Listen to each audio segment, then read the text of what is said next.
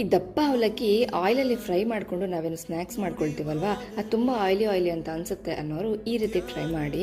ಆಯಿಲನ್ನು ಚೆನ್ನಾಗಿ ಕಾಯಿಸ್ಕೊಳ್ಬೇಕು ಹೈ ಫ್ಲೇಮಲ್ಲಿ. ಯಾವುದೇ ಕಾರಣಕ್ಕೂ ಫ್ಲೇಮ್ನ ಕಡಿಮೆ ಮಾಡಬಾರ್ದು. ಈ ರೀತಿ ಸ್ವಲ್ಪ ಸ್ವಲ್ಪನೇ ಅವಲಕ್ಕಿ ಹಾಕೊಂಡು ನಾವು ಫ್ರೈ ಮಾಡ್ಕೊಳ್ಬೇಕು. ಅವಲಕ್ಕಿ ಹಾಕಿದ ತಕ್ಷಣನೇ ಉಬ್ಕೊಳ್ತವೆ ಅವು.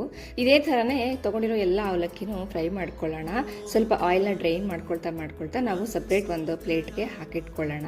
ಸೊ ನಾನು ಅಷ್ಟು ಅವಲಕ್ಕಿನ ಈಗ ಹುರ್ಕೊಂಡಿದ್ದಾಯಿತು. ಮ್ಯಾಕ್ಸಿಮಮ್ ಒಂದು 5 ಮಿನಿಟ್ಸಲ್ಲಿ ಒಂದು ಅರ್ಧ kg ಅಷ್ಟು ಅವಲಕ್ಕಿನ ನಾವು ಫ್ರೈ ಮಾಡ್ಕೊಳ್ಬೋದು. ಅದಕ್ಕೆ ನಾವೀಗ ಒಗ್ಗರಣೆ ಮಾಡ್ಕೊಳ್ಳೋಣ. ನಾನಿಲ್ಲಿ ಶೇಂಗಾ, ಕಡಲೆ, ಸ್ವಲ್ಪ ಕ್ಯಾಶು, ಕರಿಬೇವು ತೊಗೊಂಡಿದ್ದೀನಿ. ಜೊತೆಗೆ ಬೆಳ್ಳುಳ್ಳಿ ಜಜ್ಜಿಟ್ಕೊಂಡಿದ್ದೀನಿ. ಅವಲಕ್ಕಿ ಉರಿಬೇಕಾದ್ರೆ ಆಯಿಲ್ ಫುಲ್ ಹೀಟ್ ಆಗಿರುತ್ತಲ್ವಾ.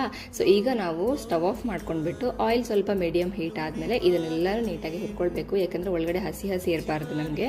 ಸೊ ಸಣ್ಣ ಉರಿನಲ್ಲಿ ನಾವು ಇದನ್ನೆಲ್ಲ ಫ್ರೈ ಮಾಡ್ಕೊಳ್ಳೋಣ ನೀಟಾಗಿ.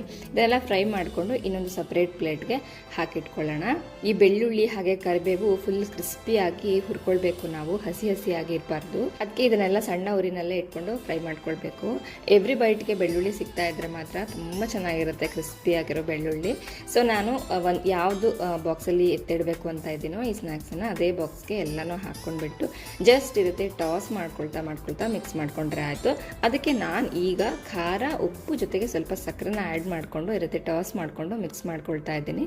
ಸೊ ಇಷ್ಟು ಈಸಿಯಾಗಿ ಅವಲಕ್ಕಿ ರೆಡಿ ಆಗೋಯ್ತು. ಆಯಿಲಲ್ಲಿ ಫ್ರೈ ಮಾಡಿರೋ ಸ್ನ್ಯಾಕ್ಸ್ ಅಂತ ಅನ್ಸೋದೇ ಇಲ್ಲ, ಅಷ್ಟು ಉದುರುದ್ರಾಗಿತ್ತು. ಎವ್ರಿ ಬೈಟ್ಗೆ ಬೆಳ್ಳುಳ್ಳಿ ಕ್ಯಾಶು ಸಿಗ್ತಾ ಇದ್ರೆ ತುಂಬ ಚೆನ್ನಾಗಿರುತ್ತೆ ಟೇಸ್ಟ್. ಸಿಗೋಣ ಮತ್ತೊಂದು ಮಿನಿ ಬ್ಲಾಗ್ ಜೊತೆ. Thank you so much for watching this video. Take care.